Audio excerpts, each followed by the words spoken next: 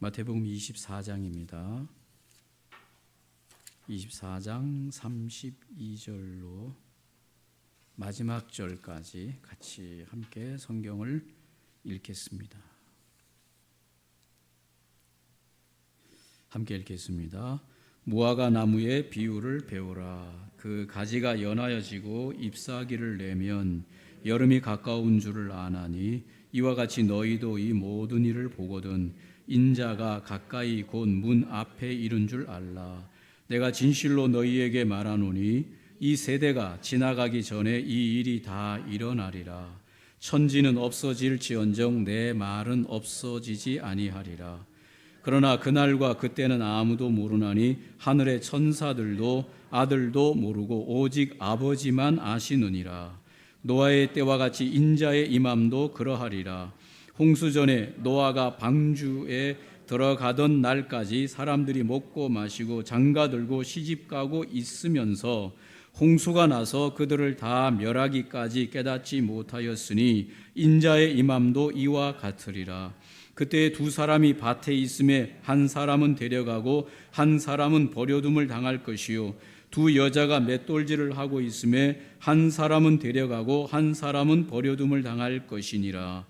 그러므로 깨어 있으라. 어느 날에 너희 주가 임할는지 너희가 알지 못함이니라. 너희도 아는 바니 만일 집주인이 도둑이 어느 시각에 올 줄을 알았더라면 깨어 있어 그 집을 뚫지 못하게 하였으리라. 이러므로 너희도 준비하고 있으라. 생각지 않은 때에 인자가 오리라. 충성되고 지혜 있는 종이 되어 주인에게 그 집 사람들을 맡아 때를 따라 양식을 나눠줄 자가 누구냐. 주인이 올 때에 그 종이 이렇게 하는 것을 보면 그 종이 복이 있으리로다. 내가 진실로 너희에게 이르노니 주인이 그의 모든 소유를 그에게 맡기리라. 만일 그 악한 종이 마음에 생각하기를 주인이 더디 오리라 하여 동료들을 때리며 술 친구들과 더불어 먹고 마시게 되면 생각지 않은 날 알지 못하는 시각에 그의 종의 주인이 이르러 엄히 때리고 외식하는 자가 받는 벌에 처하리니 거기서 슬피 울며 이를 갈리라. 아멘. 본문 마태복음 24장 32절로 51절에 있는 말씀으로 마지막 때를 준비하는 자들의 자세란 제목으로 함께 말씀을 나누기를 원합니다. 모든 생명들의 이제 겨울을 준비하는 이 가을 막바지에 들었습니다. 우리가 잘 알듯이 2024년도 봄이 시작된 지가 엊그제 같은데 그래서 새싹이 움트고 모든 식물들의 생명이 시작된 지가 엊그제 같은데 이제 가을의 막바지에 접어들면서 모든 생명이 일련의 생명을 이제 마무리하는 이 늦가을에 접어들었습니다.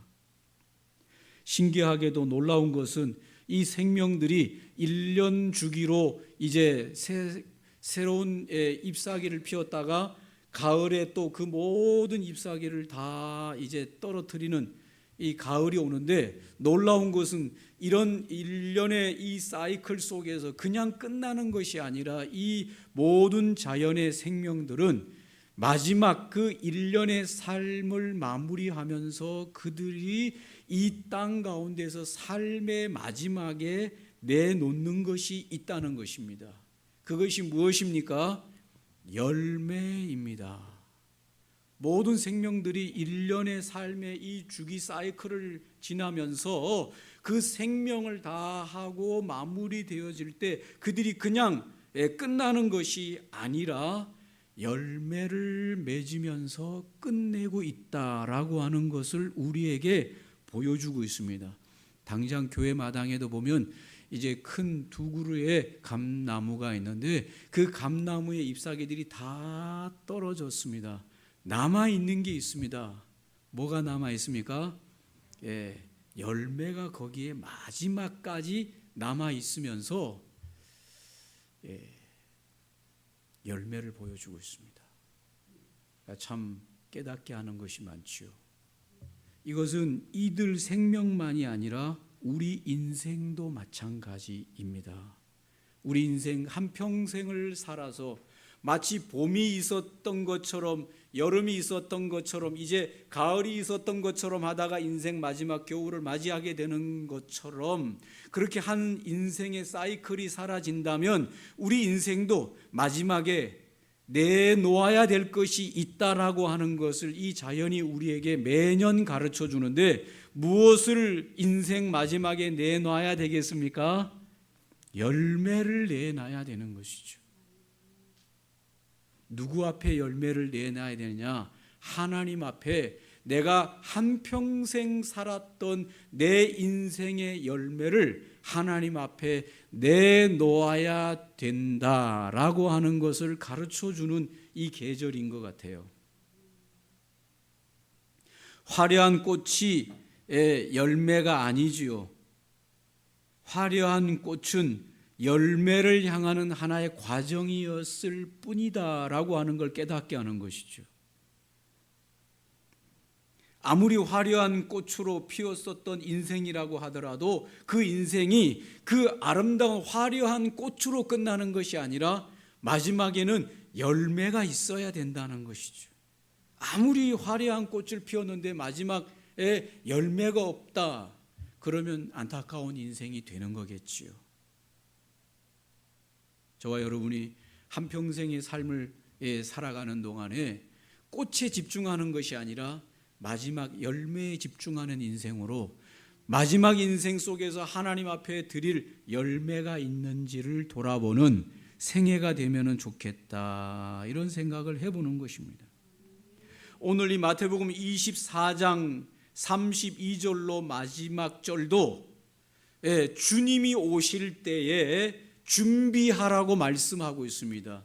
오늘 여기서 주님은 예수님을 말하고, 예수님이 처음 한번 2024년 전에 이 땅에 오셨습니다마는 다시 주님이 오시는 주님의 재림을 말씀하시면서 그 주님의 재림을 준비하는 자들이 되어야 된다라고 예수님께서 말씀하고 있습니다. 그리고 그때에는, 주님이 다시 오는 그때에는 이 세상은 마지막 때가 될 것이다, 그렇게 주님이 말씀하고 있습니다. 그래서 첫 번째로 예수님께서 이 마지막 때를 준비하는 성도들을 향하여 말씀하시면서 첫 번째 뭐 하라고 하시는가 하면 알라라고 말합니다. 동사로 알아라라고 말씀합니다. 우리가 읽었던 24장 32절에 보니까 이렇게 말하고 있습니다. 무화과 나무의 비유를 배우라. 그 가지가 연하여지고 잎사귀를 내면 여름이 가까운 줄을 아나니, 이와 같이 너희도 이 모든 일을 보거든 인자가 가까이 문 앞에 이른 줄 알아라. 무화과 나무 잎이 연하여지고 잎사귀를 내기 시작하면 무슨 계절이 온다고 하는 걸 알게 됩니까? 여름이 가까이 온 줄을 안다는 거죠.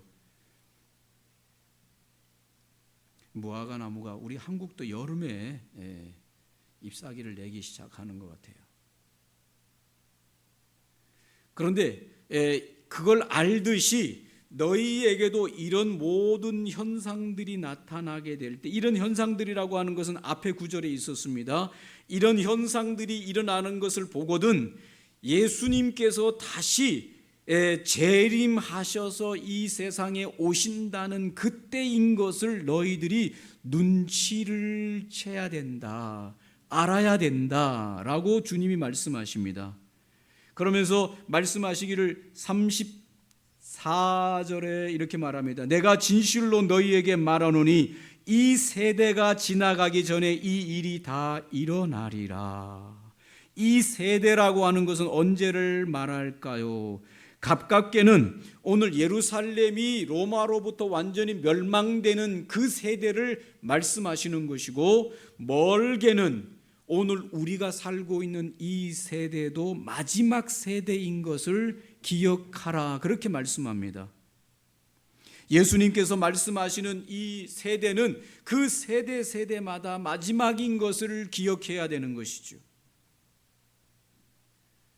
오늘 이 말씀을 받는 우리 세대는 우리 세대 마지막에 주님이 오실 수 있다라고 하는 경각심을 가지면서 살아라. 주님이 그렇게 말씀하시는 것이죠. 34절에 보니까 35절에 천지는 없어지을지언정 내 말은 없어지지 아니하리라. 그렇게 말씀했습니다.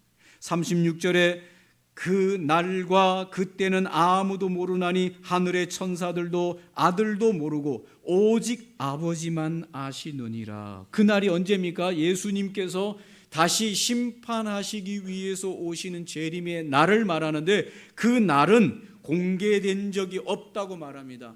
그래서 몇 년, 몇 월, 며칠 날 이 세상에 종말이 올 것이다. 그때 예수님이 재림할 것이다. 그렇게 분분하게 말하는 그것들은 다 사이비 이단에 속하는 것이죠. 오늘 성경에 보니까 그 날이 언제인지는 정확하게 천사들도 모르고 하나님의 아들도 모르고 오직 하나님 아버지만이 그 날을 가지고 계신다. 그러나 그러면 예수님이 오시는 그 날을 전혀 모르느냐? 그것이 아니라 징조를 통해서 너희들이 깨달아야 된다. 무화과 나무 잎이 연하여지기 시작하면 여름이 곧 온다는 것을 깨닫듯이 세상 돌아가는 징조를 주님이 말씀했는데 그런 일들이 이 세상에 일어나면 곧 예수님이 다시 오시는 때라고 하는 것을 알아라는 것입니다. 징조를 통해서 그 시대를 분별하라 그 말입니다. 오늘 여러 가지 징조들에 의해서 우리가 볼 때 우리가 살고 있는 이 시대가 주님이 재림하시기 가까운 시대인 것은 누구나 다 공감하고 말하고 있는 시대이다. 그것을 너희들은 알아라. 아시기를 바랍니다. 모르면 안 돼요. 알아야 돼요. 분별해야 됩니다. 두 번째로는 뭐라고 주님 말씀하시는가 하면 깨어 있으라고 말합니다. 37절에 노아의 예를 들어서 말씀합니다. 노아의 때와 같이 인자가 다시 올 때에도 이 세상은 그럴 것이다. 그러면 노아의 심판 때에 어떤 일이 벌어졌습니까? 오늘 여기 보니까 노아의 홍수가 이미 하나님으로부터 예견되었습니다. 그래서 노아가 산꼭대기에서 이 세상이 물에 다 잠기는 하나님의 심판이 있을 것이라고 하는 것을 예고하고 노아가 산꼭대기에서 배를 만들 때 그 많은 사람들이 노아가 왜 산꼭대기에서 배를 만드는지를 물었고 노아는 그걸 수시로 그 사람들에게 말했습니다. 하나님이 세상을 물로 심판할 것이다. 하나님에게로 돌아오라 그렇게 말했습니다. 그랬으나 많은 사람들이 노아의 그 말을 귓전으로 듣고 그들은 먹고 마시고 장가들고 시집갔다고 말하고 홍수가 나기 바로 전날까지도 그들은 절대로 노아가 말했던 하나님의 심판은 일어나지 않을 것으로 그들은 생각하고 일상에 빠져 있었다라고 말하면서 예수님께서 이 노아의 홍수의 심판의 사건을 예를 들면서 말씀하시기를 내가 다시 오는 그때에도 이 세상은 다 그렇게 세상 일상에 빠져서 살게 되어서 내가 다시 오는 거에 대해서 깨어있는 사람 외에는 그 일을 준비하는 자들이 없을 것이다. 맞습니까? 그러면 여러분, 저와 여러분은 어떻게 해야 될까요? 깨어 있어야죠. 일상을 그만하라는 게 아니라 일상에 빠지기만 하고 일상 속에서 주님이 오신다고 하는 것을 망각한 채로 까마득하게 잊어버리고 그런 세상은 없는 것 같이 살면 안 된다는 겁니다.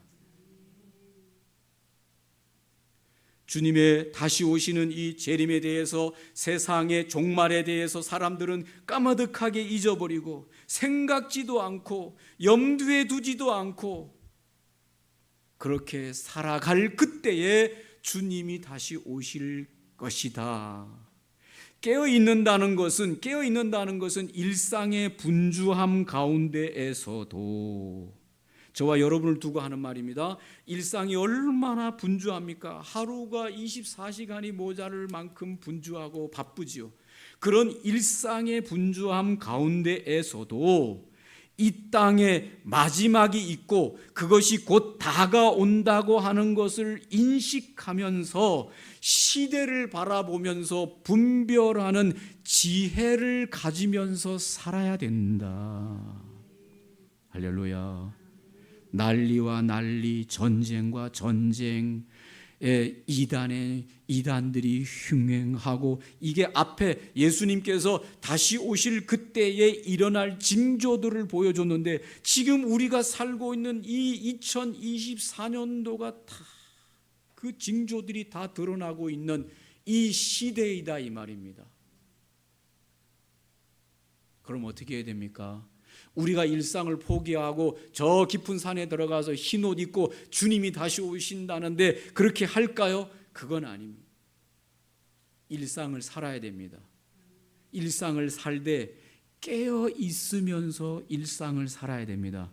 일상의 삶에 다 몸과 마음과 생각이 거기에 빠져 살면 안 되는 것이죠. 주님이 다시 오시는 그날에, 재림의 그날에 어떤 현상들이 일어나냐? 40절 41절이 일어납니다. 두 사람이 밭에 있을 때에 두 사람이 밭에서 뭘 할까요? 일을 하고 있었겠죠. 일상의 일을 하고 있었습니다. 출근해가지고 거기서 일을 하고 있었습니다. 그런데 그 속에서 주님이 재림하는 그날에 한 사람은 데려감을 당하고 한 사람은 버려둠을 당하였다. 두 여자가 맷돌질을 하고 있었다고 그랬습니다. 이 맷돌질 한다고 하는 것은 일상을 살고 있는 거죠. 열심히 일하고 있는 거죠. 그런데 그 열심히 일하는 중에 한 여자는 데려감을 당하고 한 여자는 버려둠을 당하였다. 누가 데려감을 당하고 누가 버려둠을 당해서 영원한 저주 가운데 있게, 누구는 영원한 천당 가운데 갔을까요? 알고 깨어있는 자들은 일상 속에 있었지만 그들은 데려감을 당하고, 알지 못하고 깨어있지 못하고 일상에 빠져 있었던 그 사람은 버려둠을 당했다 이 말입니다. 똑같이 출근해서 일을 했는데 어떤 사람은 데려감을 당하고 어떤 사람은 버려둠을 당하는데 그 기준이 뭐였냐? 알고 있는 사람, 그래서 일상 속에서도 자기 자신을 깨워 있는 사람들은 데려감을 당했지만은 알지 못하고 일상에 빠져 있는 사람들은 버려둠을 당하였다. 남의 얘기가 아니고 오늘 2024년 11월 17일을 사는 저와 여러분에게 주님이 경고하시는 메시지인 것이죠. 귀가 열려서 들으시기를 주님의 이름으로 축복합니다. 일상의 삶에 열심히 우리가 살아야 됩니다. 그러나 어느 날 갑자기 주님이 임할 것이고 이 세상의 종말도 임할 것이라고 하는 걸 항상 알고 깨어 있어야 되는 것입니다. 일상의 삶의 모든 마음과 생각과 시간을 다 써버리고 나면 주님이 오실 것을 준비하지 못하는, 준비의 시간이 없이 주님을 맞이하게 되면 버려둠을 당한다 그 말입니다.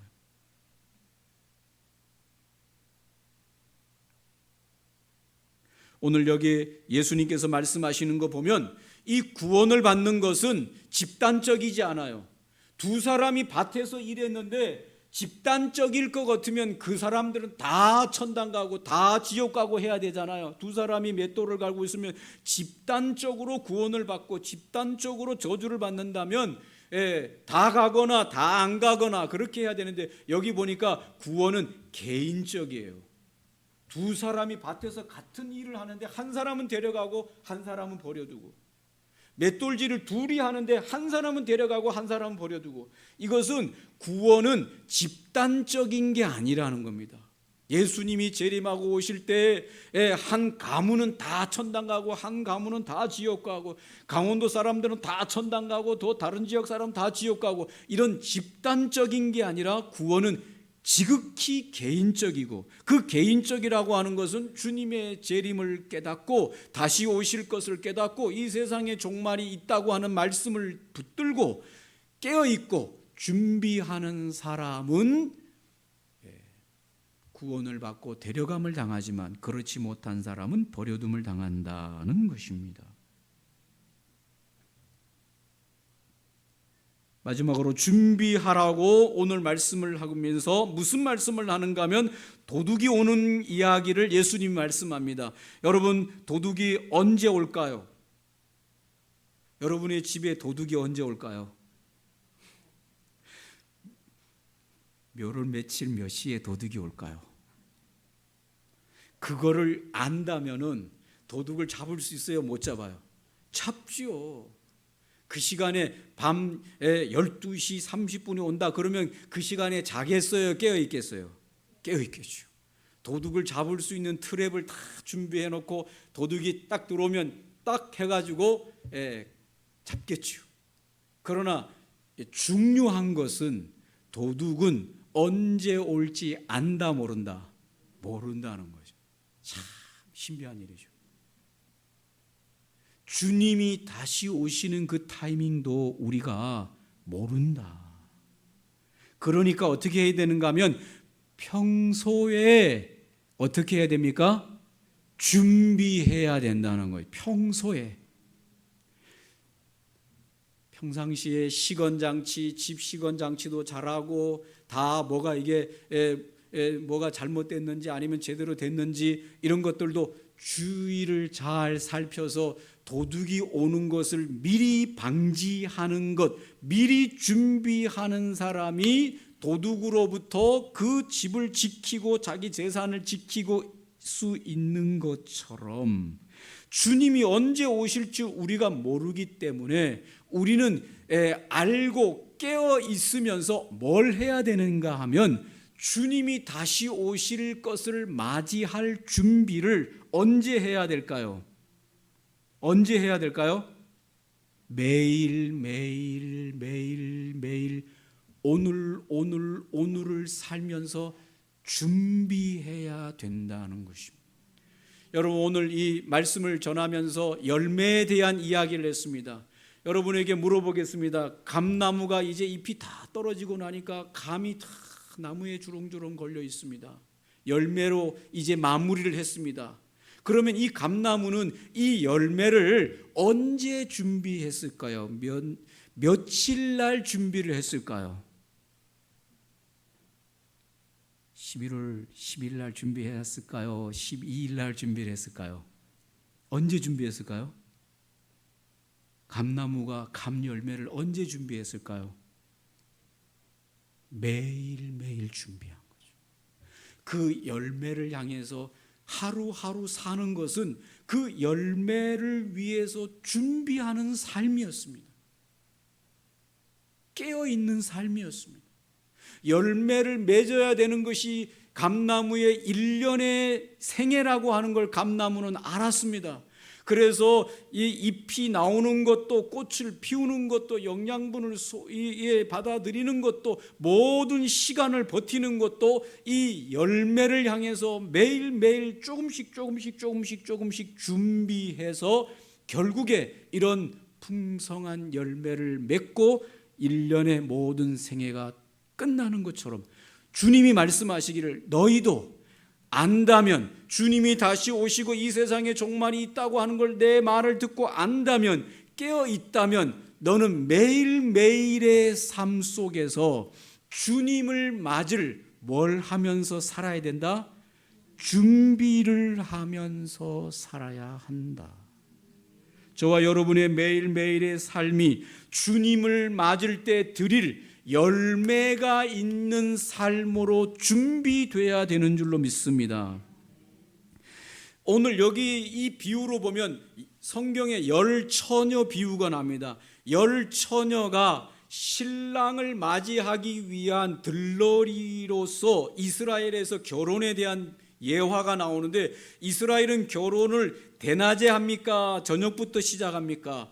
저녁부터. 왜냐하면 더운 나라의 특징으로 저녁부터 시작해서 밤새도록 시원할 때 결혼식을 올리는데, 그래가지고 초저녁이 시작될 때부터 신랑과 신부를 맞이하기 위해서 들러리 하는 사람들이 등을 준비해가지고 등을 들고 다 쭉 오는 그 신랑과 신부가 오는 길에서 서서 준비하고 있는데 금방 오지 않는 거예요.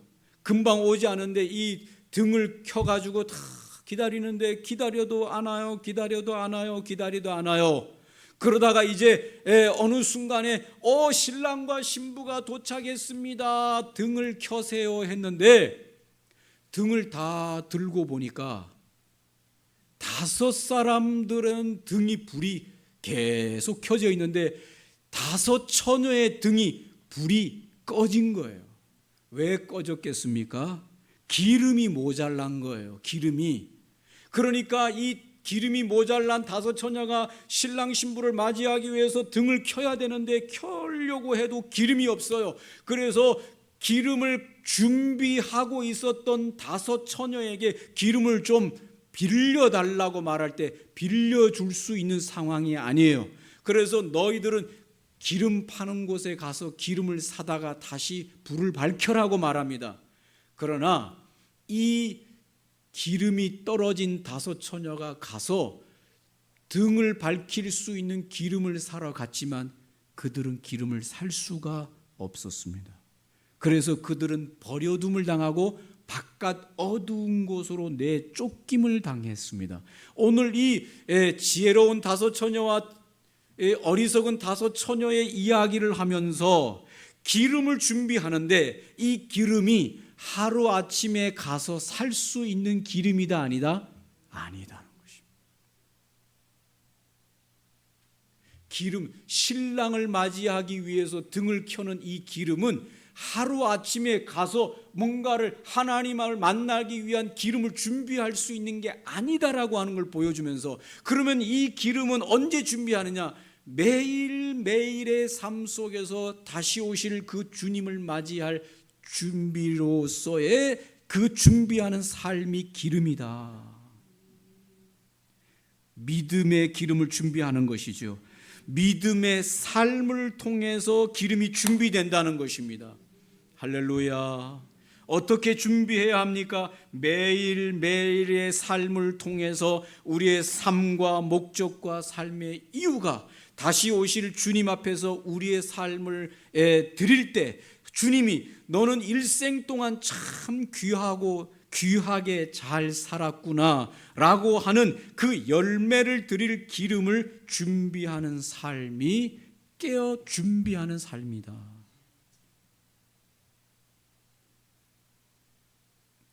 우리는 이 세상에 주인으로 보냄받은 자들이 아닙니다. 주님의 것을 지금 다 사용하고 있는 청지기입니다. 렌탈해서 쓰고 있는 거예요. 맞습니까? 여러분, 태양이 내 겁니까? 렌탈해서 쓰고 있습니까? 태양 렌탈해서 쓰잖아요. 렌탈비 내야 되겠어요? 안 내야 되겠어요? 내야죠. 누구한테 내야 되겠어요? 하나님한테, 주인한테 마지막 렌탈비를 내야 되겠죠. 그럴 때 뭘로 드리는가 하면 우리의 삶의 열매로 마지막 인생에 하나님이 주신 저 태양과 우주와 이런 자연 만물을 통해서 참 잘 사용했습니다. 잘 살았습니다. 한평생 정말 행복하게 잘 살았습니다 하는 열매를 그 주인에게 렌탈 비용으로 드려야 되겠죠. 주님의 것을 맡아 살아가는 청지기로 우리가 이 땅에 사는 겁니다. 내가 누리는 모든 것은 주님의 일을 위해서 내게 주신 것들입니다. 나는 주님의 일꾼이고 주님의 종인 것입니다. 나는 주님과 함께 일하는 동력자인 것입니다. 내 삶의 목적과 이유는 마지막에 주님을 만날 때 주님 앞에 내 삶을 온전히 드리는 열매를 준비하는 것이 이 땅에서 저와 여러분의 삶의 의미인 것입니다. 우리의 인생은 바람처럼 왔다가 바람처럼 사라져서는 안 됩니다. 앙상한 가지에서 잎이 폈다가 그것이 풍성한 잎으로 했다가 마지막에 잎이 다 떨어지고 나서 나무에 남은 게 없이 그냥 바람처럼 왔다가 바람처럼 사라지는 인생이 되면 안 됩니다. 그 나무에 틀림없이 아름다운 열매를 맺어놓고 끝내야 되는 것입니다. 그것이 하나님이 우리 인생에게서 요구하는 삶인 것이죠. 그것이 렌탈하고 사는 인생들이 해야 될 일인 것입니다. 그래서 오늘 24장 45절에 이렇게 말합니다. 충성되고 지혜 있는 종이 되어, 우리를 두고 하는 말입니다.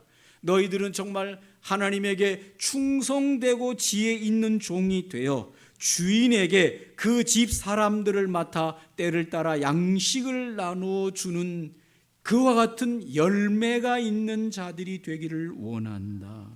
주인이 올 때에 그 종이 이렇게 하는 것을 보면 그 종이 복이 있으리로다. 내가 진실로 너희에게 이르노니, 주인이 그의 모든 소유를 누구에게 맡긴다 그랬습니까?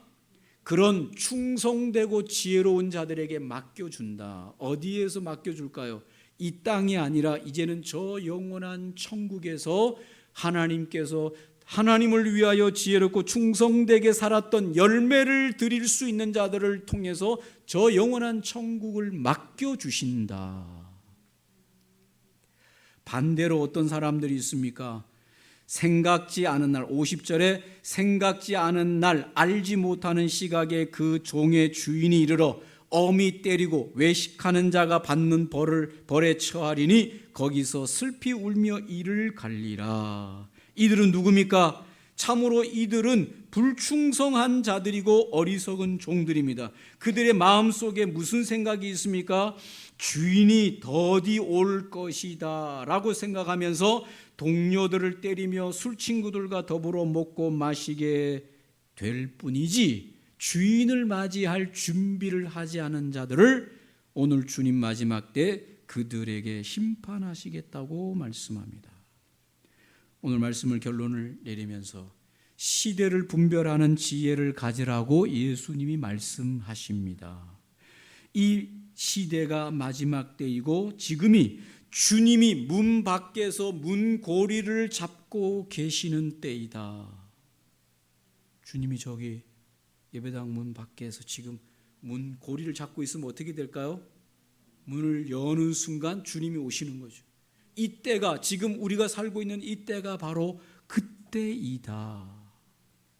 일상의 삶 속에서 현상을 보면서 깨어 있으면서 영적으로 잠들지 말아야 한다. 일상의 삶 속에 살면서 매일매일의 삶 속에서 주님 앞에 맞이할 때 주님에게 내놓을 내 믿음의 삶이 열매로 맺어지는 지혜로운 자가 되어야 된다.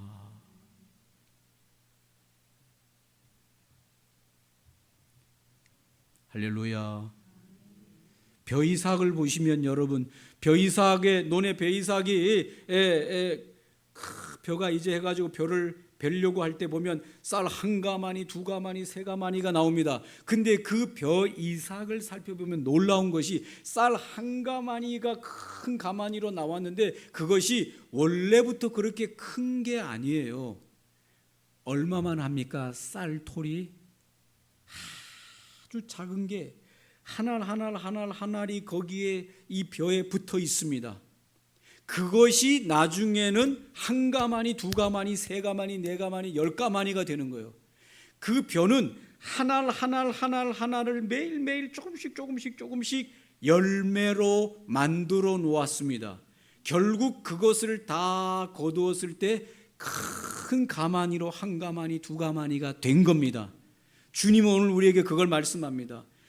하나님 앞에 드릴 우리의 삶의 열매는 한꺼번에 큰 가마니로 만들어지는 게 아니라는 겁니다. 쌀 한 톨 한 톨처럼 조금씩 매일매일의 믿음의 삶을 통해서 만들어질 수밖에 없다고 말씀하면서 오늘 한 주간의 삶을 살 때 너희도 하나님을 향한 믿음의 삶을 살면서 믿음을 준비하고 그렇게 준비하라고 말씀하시는 것입니다.